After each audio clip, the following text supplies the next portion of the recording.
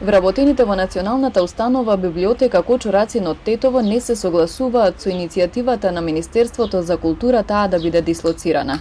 Првично предвидено е сегашниот простор да им се даде на користење на делегацијата на Европската Унија, а библиотеката да биде во соседните простории кои досега ги користеше Универзитетот во Тетово.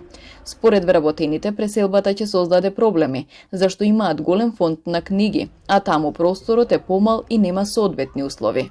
Ги гледавме просториите, тие не веруваме дека ќе ги исполнат условите за ваков фонд што го имаме ние. На ове просторија 160 квадрата ние ги држиме со точен број 83.000 книги, плюс новините. Ако идеме таму, најверојатно половина од фондот ќе биде испакуван.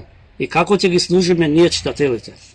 Од Центарот за култура Илјуантески смок, каде се наоѓаат просториите, велат дека до нив пристигнало писмено барање од Министерството за култура за овие промени и дека од нив само е побарано мислење, зашто треба да се произнесе управниот одбор. Тоа дали се соодветни или не, Центар за култура не носи одговорност. Пошто Центар за култура само ги има тие простории во трајно користење. А собственик се знае дека како е. Влада на Република Северна Македонија. Тие донесуваат одлука за тие простори. По реакциите на вработените од Министерството за култура ни одговорија дека во континуитет ги увидуваат потребите на националните установи кои се во нивна надлежност. И Центарот за култура во Тетово, како и библиотеката во Тетово се во наша надлежност. Во соработка со нив, Министерството е насочено кон соодветно решавање на просторното прашање на библиотеката.